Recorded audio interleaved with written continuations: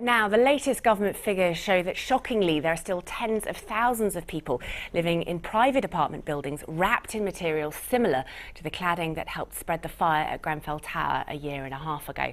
But the argument over who pays to remove this material is very much ongoing. Max McGill reports. Who pays to remove combustible cladding is at the centre of a row in south-east London. Residents of an apartment block in Bromley say they're facing bankruptcy after the building's owner and its developer refused to pay £4 million to make their homes safe. Leaseholders at the North Point building in Bromley are facing bills of £70,000 each. They have already paid up to £8,000 each for emergency safety measures at the converted office block. I have to come back to this flat every single day after work, knowing that I'm surrounded with cladding, which could, burn at any moment. We've been told that a fire at the bottom of the building will come right up to the top, 10 stories high, in 7 minutes flat. In a statement to this programme, the Housing, Communities and Local Government Secretary James Brokenshire said, "Everyone has a right to feel safe in their homes, and I've repeatedly made clear that building owners and developers must replace dangerous cladding and the costs must not be passed on to leaseholders. A number of developers and building owners have already done the right thing and protected leaseholders from additional costs, and I expect others to follow their lead. My message is clear. Private building owners must pay for this work now, or they should expect to pay more later." So, Siobhan, the Minister, James Brokenshire, very clear there. He is saying that these companies need to take, the private owners of these buildings need to take responsibility. I would agree with him. I think I feel so sorry for Rita. It must be really frightening. The owner of that particular block in Bromley is a multi-million-pound property company. These are not people on the edge. When you buy your flat from your freeholder on your 99-year lease, you do expect that your freeholder will ensure that you have a safe place to live. So I'm sure there may be in some cases a contribution from government, but in this one it's quite clear to me that the freeholders should be paying up. And Theresa, is sort of moral, sort of trying to make these large companies sort of almost feel guilty, is that actually going to work? Because they're sort of nice warm words, but they don't, what is actually forcing these companies to take action, to do anything? Well, the Secretary of State actually has said in the past that nothing's off the table. If they don't do this work, then ultimately they will have to. And in my view, if we need to legislate, then that's what we should do. I mean, arguably, they're liable to do this work anyway. The only issue is whether they can claim any kind of contribution from leaseholders. But I think it's very clear the freeholders have a duty to do this. They must pay. If they won't do it, then we may need specific legislation to clear up the legal uncertainty. I mean, it will probably require legislation, because these situations have been going on actually not just in London but across the country for some time now, and many of these companies show no signs of taking action whatsoever.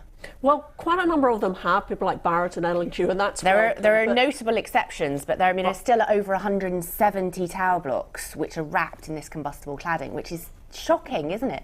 They're privately owned. It is. It's not acceptable, and if we don't see the freeholders, the house builders, stepping up to the mark to make the premises they built safe, then yes, we'll have to legislate. And we have lots of time in Parliament because there's not much going on at the moment. Well, no, absolutely. There are a few things going on in the House at the moment. I mean, it's quite a long time, though, isn't it? 18 months. Many people at home will be thinking, why hasn't the government taken a handle on this earlier and compelled these private landlords to change this cladding, which, after all, they put on the buildings in the first place? Well, I think there is a case for local authorities starting to take enforcement action, because, as I've said, the only issue is between the freeholders and the leaseholders. It's clear that the people who own the buildings are responsible for making them safe. The question is who pays for them. So local authorities, I think, should press on with enforcement action. I mean, there has been a lack of clarity, though, hasn't there, around what actually local authorities are empowered to do, and I think that has been part of the problem in some places. Yeah, there is a difference between the council and the fire service about who is responsible for what, but the issue is going to be who is paying for it, and leasehold law is really difficult on any level. But I wasn't really joking. There is a lot of time in Parliament at the moment because there's hardly any legislation going through. So I'm sure if the government wanted to present legislation requiring freeholders to do the works and pay for them, I'm sure that the opposition would want to see it through quickly. Theresa, do you think the quite obvious obsession with Brexit has meant that the government has taken its eye off the ball with some of this peripheral legislation that's going on. Of course, it's not peripheral to the people who live in these buildings, but that the government isn't really focused on some of these other issues. Absolutely not. I believe that a huge amount of work is going into making buildings safe. The government's committed that they'll fund local authorities for the social sector, and they've been maintaining the pressure on the private sector as well. We've had the Hackett review, the public inquiry is well underway. There is an enormous amount of work that's going in to make sure that we get lasting change to protect residents in their homes and empower them in the future to do everything we can to ensure a Grenfell situation does never, ever arise again. Because people are living in buildings at the moment wrapped in this cladding, and that is, you know, shocking, isn't it? Siobhan, you were going to come in, I think. There's nothing going on. I mean, if you want to look at an issue, social care. We should have had a green paper on social care, which is a huge issue for so many millions across the country. It hasn't happened. We have a housing crisis. You know, legislation promised hasn't happened. There is really, really very little going on. Civil servants are being taken off their jobs and placed into no-deal Brexit planning. The whole place is in chaos. Theresa, finally, if you want to come in there very quickly. You know, there's a huge amount of work going on Grenfell and a whole range of other issues. But it is the case that we need to get on with Brexit. We need to do what we can to end uncertainty, and that means leaving on the 29th of March, just getting on with it. OK, all right.